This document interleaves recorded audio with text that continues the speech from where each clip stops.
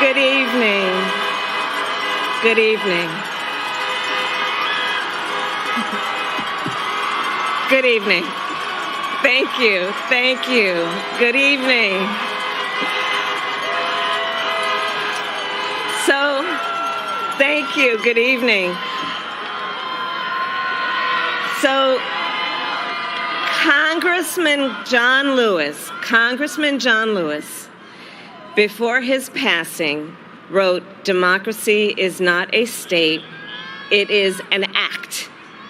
And what he meant was that America's democracy is not guaranteed. It is only as strong as our willingness to fight for it.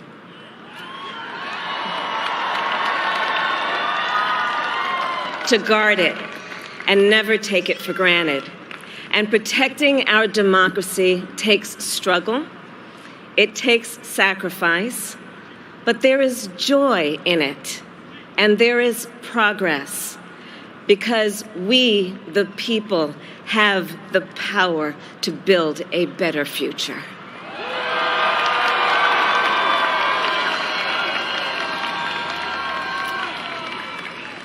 And when our very democracy was on the ballot in this election, with the very soul of America at stake, and the world watching, you ushered in a new day for America.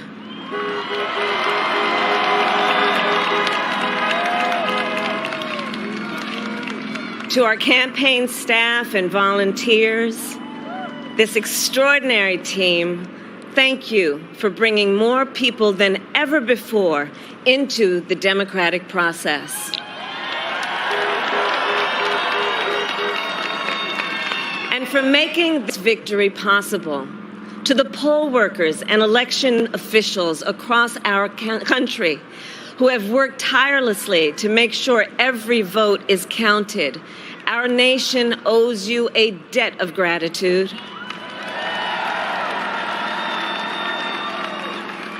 You have protected the integrity of our democracy. And to the American people who make up our beautiful country, thank you for turning out in record numbers to make your voices heard.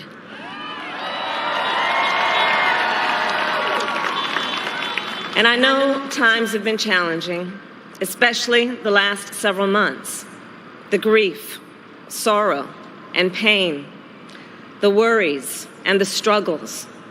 But we have also witnessed your courage, your resilience, and the generosity of your spirit. For 4 years, you marched and organized for equality and justice, for our lives and for our planet. And then you voted.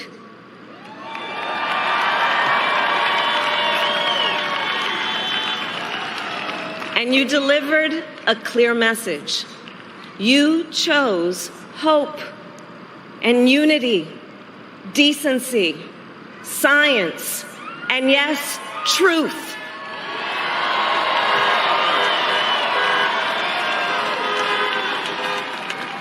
You chose Joe Biden as the next president of the United States of America.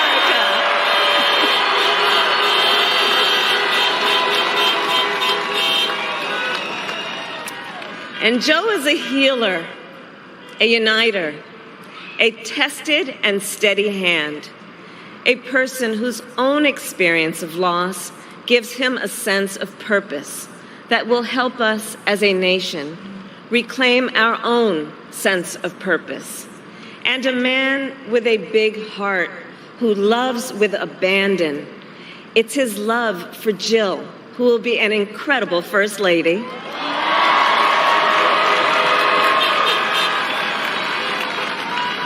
It's his love for Hunter and Ashley and his grandchildren and the entire Biden family.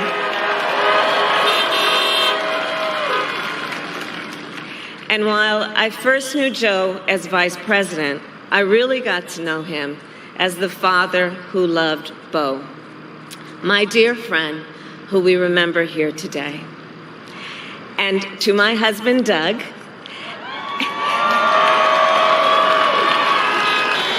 and our children, Cole and Ella, and my sister, Maya, and our whole family, I love y'all more than I can ever express.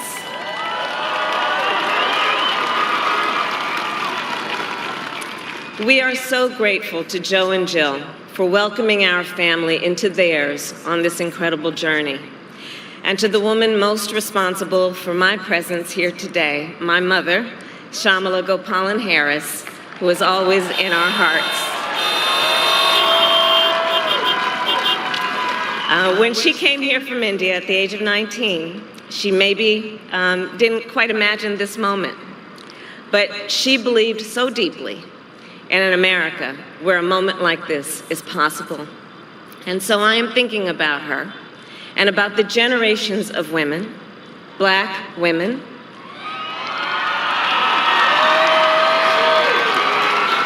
Asian, white, Latina, Native American women, who throughout our nation's history have paved the way for this moment tonight. Women who fought and sacrificed so much for equality and liberty and justice for all, including the Black women who are too often overlooked, but so often prove they are the backbone of our democracy.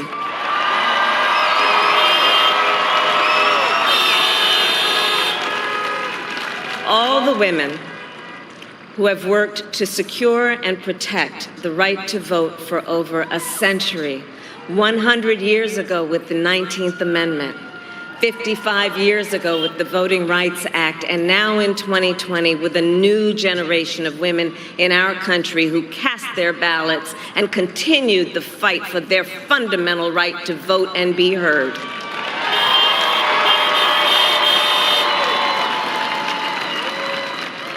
Tonight I reflect on their struggle, their determination, and the strength of their vision to see what can be unburdened by what has been.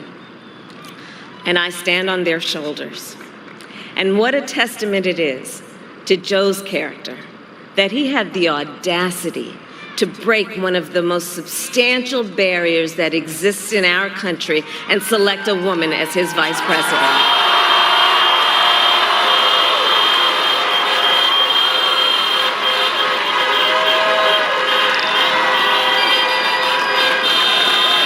But while I may be the first woman in this office, I will not be the last.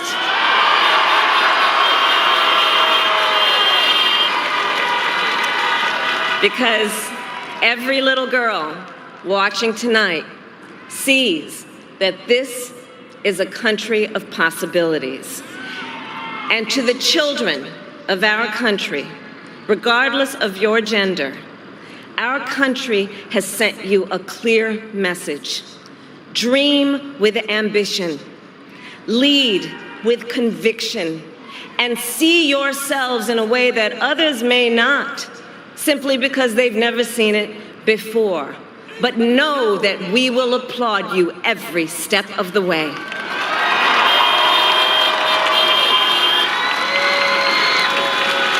And to the American people, no matter who you voted for, I will strive to be a vice president, like Joe was to President Obama, loyal, honest, and prepared, waking up every day thinking of you and your family.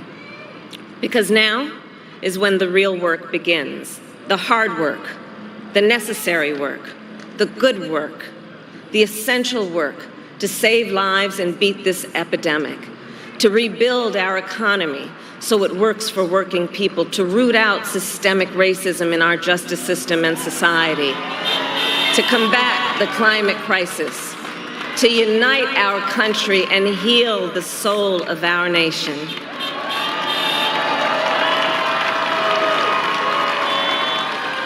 And the road ahead will not be easy, but America is ready. And so are Joe and I.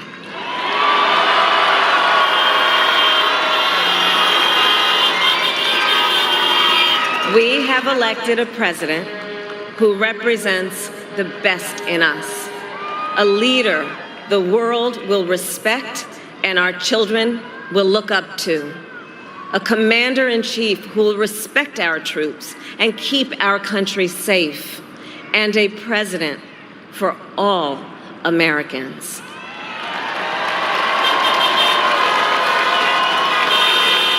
And it is now my great honor to introduce the President-elect of the United States of America, Joe Biden.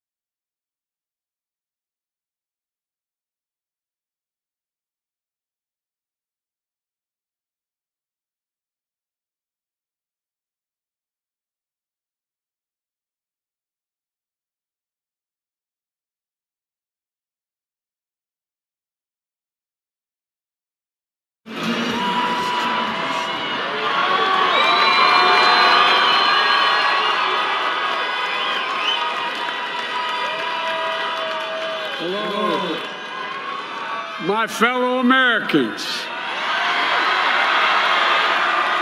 and the people who brought me the dance, Delawareans. I see my buddy Senator Tom Carper down there, and I think Senator Coons is there, and I think the governor's around. Is that Ruth Ann? And that former Governor Ruth Ann Minner. Most importantly, my sisters-in-law and my sister Valerie. Anyway. Folks, the people of this nation have spoken. They've delivered us a clear victory, a convincing victory, a victory for we the people. We've won with the most votes ever cast on a presidential ticket in the history of the nation. 74 million.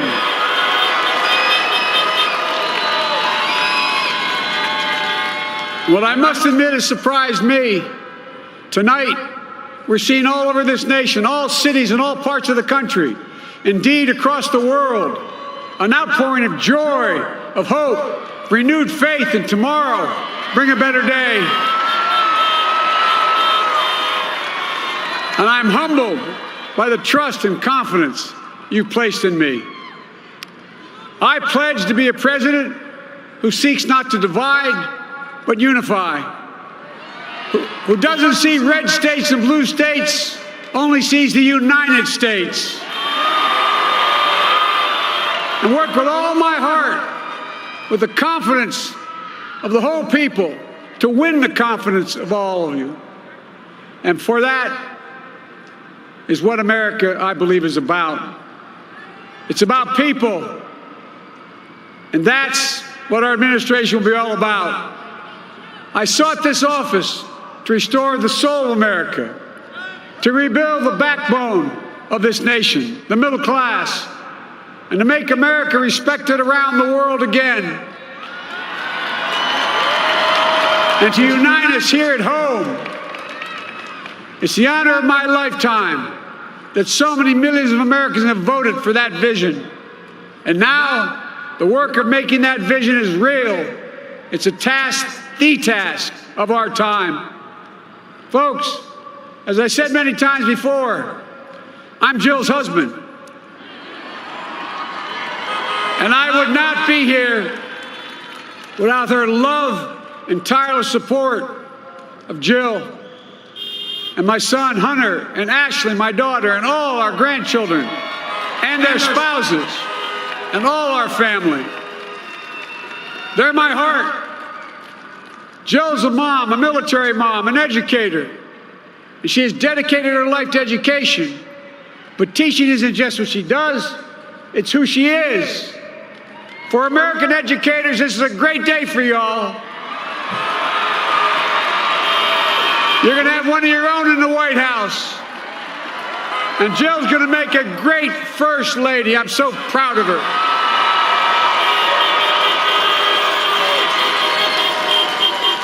And I'll have the honor of serving with the fantastic Vice President who you just heard from, Kamala Harris, who makes history as the first woman, first black woman, the first woman from South Asian descent, the first daughter of an immigrant ever elected in this country. Don't tell me it's not possible in the United States. It's long overdue. And we're reminded tonight of those who fought so hard for so many years to make this happen. But once again, America's bent the arc of the moral universe more toward justice. Kamala, Doug, like it or not, your family, you become an honorary Biden, there's no way out. All those of you who volunteered and worked the polls in the middle of this pandemic, local elected officials, you deserve a special thanks from the entire nation. And to my campaign team and all the volunteers and all who gave so much of themselves to make this moment possible, I owe you. I owe you. I owe you everything. And to all those who supported us, I'm proud of the campaign we built and ran. I'm proud of the coalition we put together, the broadest and most diverse coalition in history. Democrats, Republicans, independents, progressives, moderates, conservatives, young, old, urban, suburban, rural, gay, straight, transgender, white, Latino, Asian, Native American. I mean it, especially for those moments, and especially for those moments when this campaign was at its lowest ebb. The African American community stood up again for me. You've always had my back, and I'll have yours. I said at the outset, I wanted to represent this campaign to represent and look like America. We've done that. Now that's what I want the administration to look like and act like. For all those of you who voted for President Trump, I understand the disappointment tonight.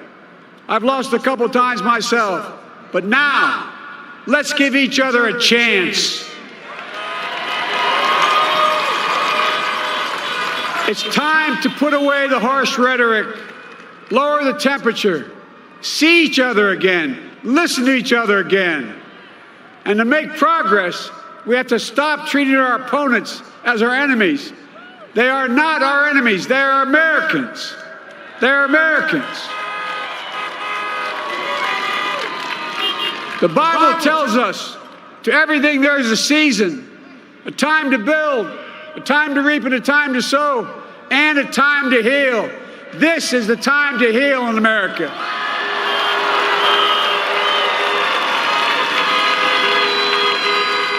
Now this campaign is over. What is the will of the people? What is our mandate? I believe it's this. Americans have called upon us to marshal the forces of decency, the forces of fairness, to marshal the forces of science and the forces of hope in the great battles of our time. The battle to control the virus, the battle to build prosperity, the battle to secure your family's health care, the battle to achieve racial justice and root out systemic racism in this country, and the battle to save our planet by getting climate under control, the battle to restore decency, defend democracy, and give everybody in this country a fair shot. That's all they're asking for, a fair shot. Folks, our work begins with getting COVID under control. We cannot repair the economy, restore our vitality, or relish life's most precious moments, hugging our grandchildren, our children, our birthdays, weddings, graduations, all the moments that matter most to us until we get it under control. On Monday, I will name a group of leading scientists and experts as transition advisors to help take the Biden-Harris COVID plan and convert it into an action blueprint that will start on January the 20th, 2021. That plan will be built on bedrock science. It will be constructed out of compassion, empathy, and concern. I will spare no effort, none, or any commitment to turn around this pandemic. Folks, I'm a proud Democrat, but I will govern as an American president. I'll work as hard for those who didn't vote for me as those who did. Let this grim era of demonization in America begin to end here and now.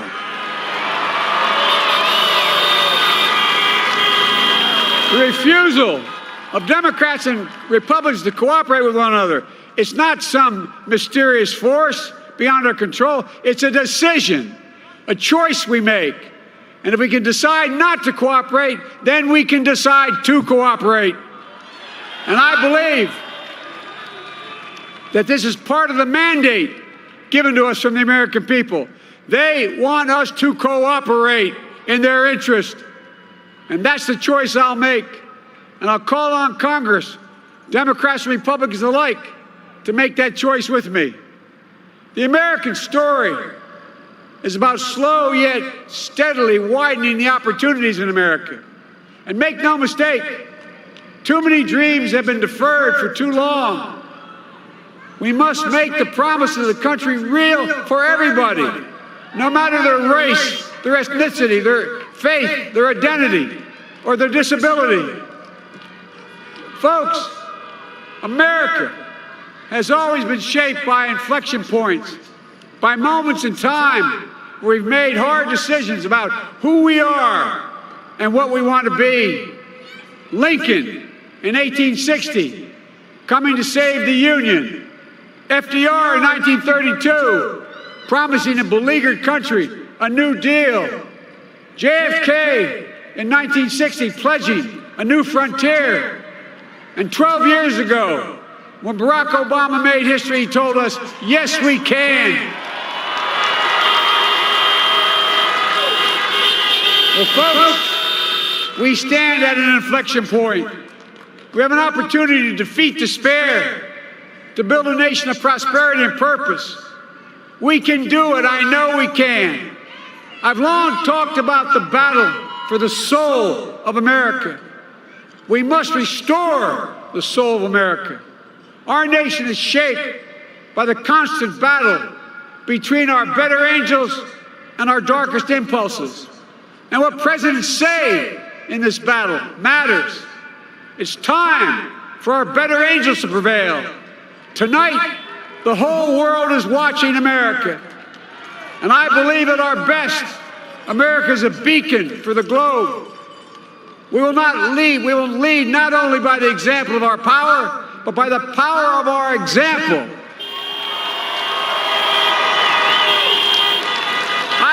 I've always believed, many of you heard me say it, I've always believed we can define America in one word: possibilities.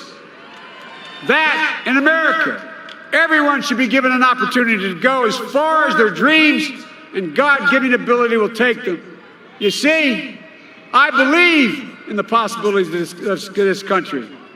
We're always looking ahead to an America that's freer and more just, ahead to an America that creates jobs with dignity and respect, ahead of America that cures diseases like cancer and Alzheimer's, ahead to an America that never leaves anyone behind, ahead of America that never gives up, never gives in.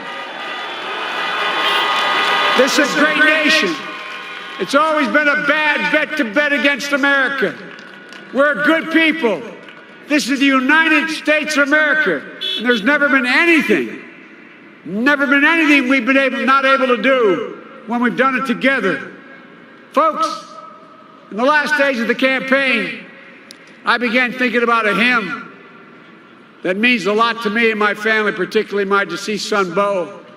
It captures the faith that sustains me and which I believe sustains America. And I hope it can provide some comfort and solace to 230,000 Americans who've lost a loved one to this terrible virus this year. My heart goes out to each and every one of you. Hopefully this hymn gives you solace as well. And it goes like this. And he will raise you up on eagle's wings, bear you on the breath of dawn, and make you to shine like the sun, and hold you in the palm of his hand. And now together, on eagle's wings, we embark on the work that God and history have called upon us to do, with full hearts and steady hands, with faith in America and in each other, with love of country, a thirst for justice. Let us be the nation that we know we can be, a nation united, a nation strengthened, a nation healed. The United States of America, ladies and gentlemen, there's never been anything we've tried we've not been able to do. So remember, as our grandpapa used to say when I walked out of his home when I was a kid up in Scranton, he said, "Joey, keep the faith." And our grandmother, when she was alive, she yelled, "No, Joey, spread it. Spread the faith. God love you all. May God bless America, and may God protect our troops." Thank you, thank you, thank you.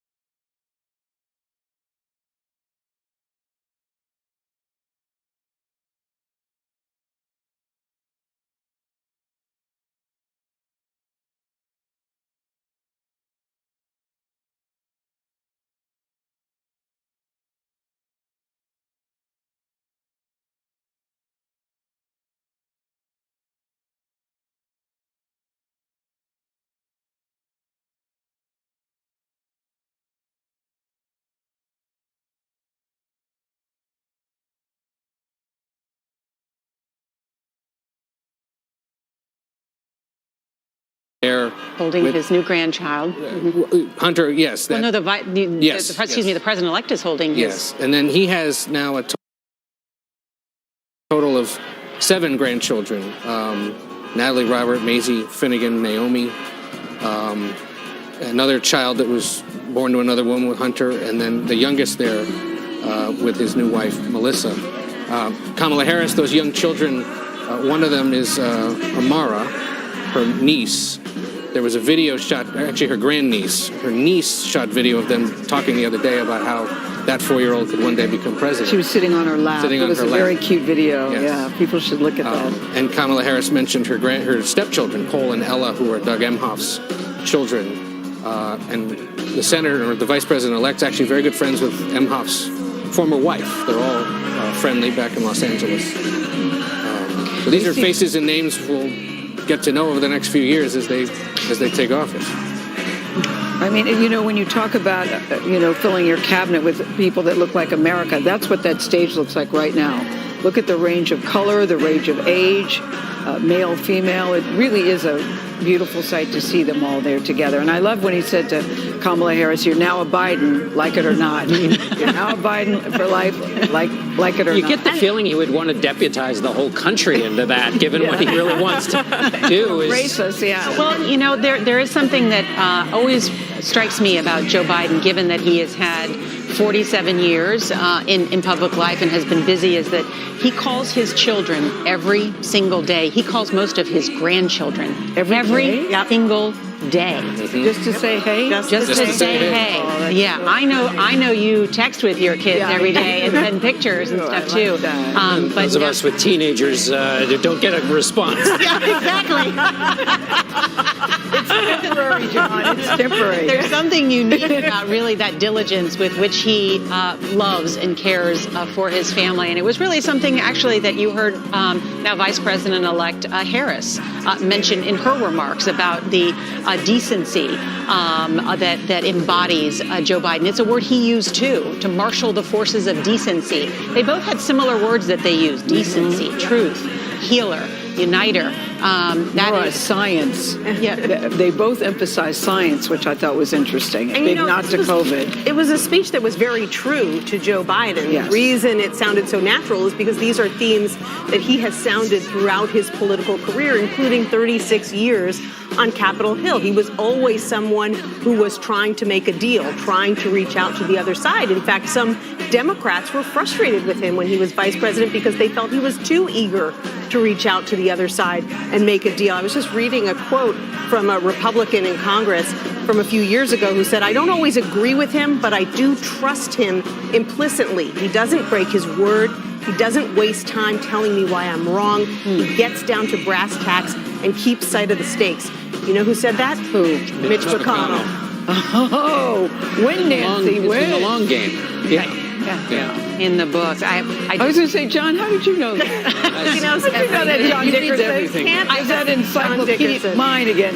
Here's another first in the Biden White House. Biden's dog, Major, will be the first shelter pup to live in the White House. I don't know what kind of dog Major is. John Dickerson, what kind of dog is I know, he's a German Shepherd. The Bidens have always had German Shepherds. They have? Yes. Okay. And so, By the way, I was keeping count. He said folks 7 times. But no malarkey. No malarkey Malarkey tonight. once. That's right. He threw a y'all in there as well. I found the phrase that I was looking for, Vice President-elect's phrase about Joe Biden. She said he is a man with a big heart who loves without abandon. Yes. And he certainly has done that with his family and through his career as a public servant. And that will be his task, is to love with abandon those who disagree with him vehemently, and the direction that perhaps he wants to take the country, and feel sort of stuck in their ways about what they believe, and the distrust that has really come to embody our politics, that you can, for some reason, it's extended beyond what you believe, that you can't trust the other person. It's interesting that we're sitting here at Times Square. You can hear the roar of the crowd as we're sitting in the building. You could hear the applause. The car horns have gotten louder now that it's over. I mean, you feel it's a big celebration right outside of our walls. Mm-hmm. I like, too, that he mentioned again he will work just as hard for those who didn't work for me. I will work just as hard for you. Again, he keeps extending that branch to say, I'm here for you, and want to work with you. I think that's a very important message to send. And you can't say it enough. You can't say it enough because we are deeply divided as we sit here tonight as a nation. And of course, saying it isn't enough, Yes, which is to you're say, but I think behind these words, whether it actually works out this way in his presidency or not, behind them is the struggle to at least get caught trying to reach out. And that's, anybody can put words on a page, but he really, and in fact was penalized by this in the Democratic primaries for this idea that you have to reach out to get anything done. And sometimes have to reach out and work with people you might not think are the most swell people in the world, but that's the way you make progress. But I say again, John, just the fact that he chose Kamala Harris, we talked about this afternoon, after he felt slighted by her during the debate. He was clearly very irritated, felt that, many people thought that it was a low blow. But you could see that he got past that because he chose what he felt was best for him and what was best for the country. I think that speaks volumes about who he is as a person. There are many people that would not be able to get past that, but he did. And there's no one who understands better how important having that rapport with your running mate is, because he did that for 8 years for President Obama, who also extended the olive branch many times. Remember the beer summit, kept trying to go back to Capitol Hill, but actually got rather disillusioned towards the end of his presidency and didn't feel like he was getting the same goodwill in response. He said it was like, you're digging the ditch and you've got, the rest of the construction crew standing there at the edge saying, dig more, instead of jumping in to help. And he has a new book coming out in a couple weeks. We can hear more about that. I'm looking forward to that. Oh, this is Barack Obama's book. Yeah, Barack Obama's book, to see if we can get the inside scoop. But there you see Times Square and the celebration as thousands have gathered at what's called the crossroads of the world to mark this moment. It's as if... those are live pictures right now. That's right. That's happening right now. It's as if in some ways the pandemic has ended, which it has not, but people feel that sense of that they want to rush to the scene of where other people are to join in the celebration of the election of the 46th President of the United States. And I think there's not only a sense of excitement about that, but I also think, Kamala Harris said that the audacity of Joe Biden to choose a woman. But I think there was also something pragmatic about that as well. I mean, not just the audacity of it. I think that the president-elect has been surrounded by strong women, including his sister. And I remember, I believe there's a congresswoman from Delaware, Lisa Blunt Rochester, who told our Bo Erickson vice presidential selection process that at the beginning, before he even ran, he told her he would likely pick a woman as his running mate because he understood that it was time for that threshold to be crossed.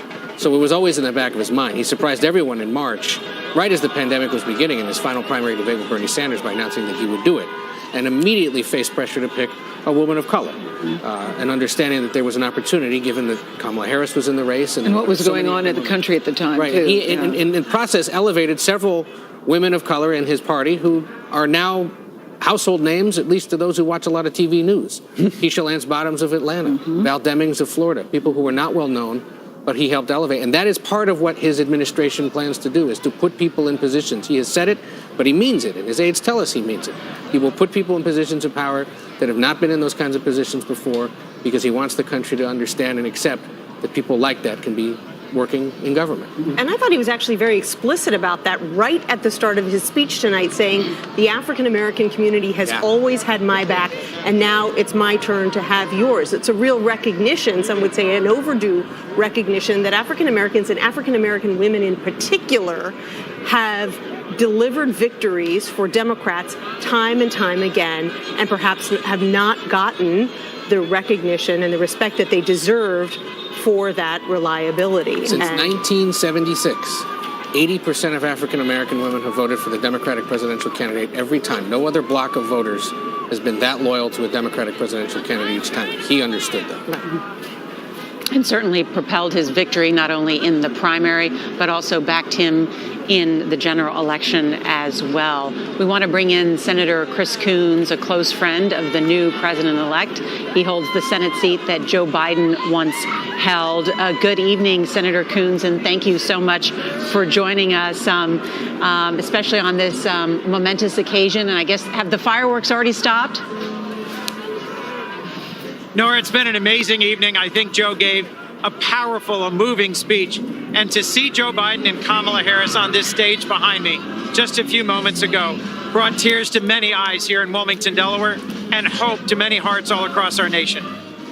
I know you've spoken with him. Just how ambitious is his agenda even before he moves into the White House? Well, as you know, bringing our country together in this moment of deep division, getting us out of this pandemic, rebuilding our economy so it's more just and sustainable, and restoring our place in the world, that's a fairly ambitious agenda. That's what Joe's been running on since he announced in April of last year, and I think he is exactly the right leader to deliver on that ambitious agenda for our nation this coming year. And have you been able to speak with him today? Do you know if he's going to reach out to President Trump, or is he waiting first to hear from him? What's your sense of that? I don't know whether he will reach out first, but as you heard in his speech tonight and as you've heard from him all along the campaign trail, Joe is someone who believes deeply in healing the divisions in this country, in bringing us together. So I expect that he'll be reaching out in a variety of ways to Republican leaders, to Americans of all backgrounds and political persuasions. Senator Coons, it's John Dickerson here. You have a lot of relationships with Republicans that you've tended for in a variety of different ways. Have you heard from any Republicans? There's been not much well-wishing of the president-elect. Have you heard from any Republicans privately or otherwise about their feelings? Absolutely. I've spoken to about a dozen of my colleagues, some by text, most by phone in recent days. Initially, a number of us were calling each other to offer congratulations on being reelected or condolences on being unsuccessful. And in talking to Democratic and Republican senators alike, there's a passion for moving forward, for getting things done in Congress, for responding to the real needs of our constituents. This has been one of the most divisive elections of my lifetime, and recent years in the Senate has been profoundly unsatisfying to senators of both parties because we know we haven't addressed the needs of middle America. So I'm optimistic that the senators who've served with Joe for many years, who've known him as a senator and vice president, know his character, know his heart, and are going to be willing to risk working across the aisle with a Biden administration, a Biden-Harris administration. Senator, do you think they will risk reaching across the aisle now to hasten this moment of unity that you're talking about by saying something congratulating the president-elect? I hope so. Look, I've been disappointed many times in the ways in which my colleagues have not stood up to President Trump, those who privately have expressed grave concern about things he's done that have been unconventional or have violated some of the important traditions of our nation. This is a moment for all of us to come together to support the president-elect and the vice president-elect, but more importantly, to support the American people. You heard in Joe's remarks tonight that his hope, his ambition is to lead as an American president, not a Democratic president. And we have an opportunity to do that now. And I'm hopeful my colleagues of all backgrounds, Democrat, Independent, and Republican in the Senate will come forward and do that. Senator Coons, I agree with you. It's Gayle King speaking when you said you think it's one of the best speeches he's ever given. There were so many highlights, if you will, but as someone who has known him for such a long time, can you share with us what this moment means to him? It's true when they say third time's the charm, it seems, for your friend tonight. But Gayle, as you know, this is the moment that Joe Biden was made for. This was the moment that all the ups and downs of his life, the tragedies and losses, the successes and the soaring accomplishments, all of it came together in this election, in this moment. We're in the middle of a terrible pandemic where more than 100,000 Americans have been infected each of the last 3 days. We need a president who's compassionate, who can reach across the aisle, who can listen to science, and who can get us out of our current challenges. Joe has run twice before. but this is the moment that he was built for because of his optimism, his deep belief in the American people. You heard his message tonight of confidence that we can do things together. That's, I think, just the right note to hit in this challenging time in our nation. And Kamala Harris is just the right person to lead alongside him as vice president.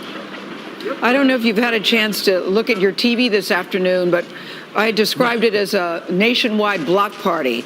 You can really see the exuberance and the bliss of people in the streets. What does that say to you? Of course, the Trump supporters are not happy tonight. We understand that, too, and acknowledge the power that Donald Trump has among the people who supported him. But what does it say to you when you look at the people celebrating in the streets the way they are in this country tonight? Well, I think the joy that I heard here in Delaware wasn't just for Republicans or Democrats. It was really about our democracy working and moving forward. The last 4 days have been long, and people have been patient. And 150 million Americans, roughly, came out to vote in this election. And think about it. The ways in which we have shown as a nation our confidence in our system, in our democracy, and the ways in which the elation, the jubilation, the dancing in the streets that you're talking about, Gail, that's an expression of joyfulness and of hopefulness about what is possible with the leadership of Joe Biden and Kamala Harris, and with the willingness to work together. Senator Coons, it's Nancy Cordes. Good to see you. You talked a minute ago about the need to restore the nation's place in the world. Well, you've been mentioned several times as someone who might be on the president-elect's shortlist for Secretary of State. Yes. So is that a position you'd be interested in? What qualities would you like to see in the next Secretary of State? Well, Nancy, as you know, I've worked hard in the last decade to bridge the differences in the Senate. And I think Joe is perfectly positioned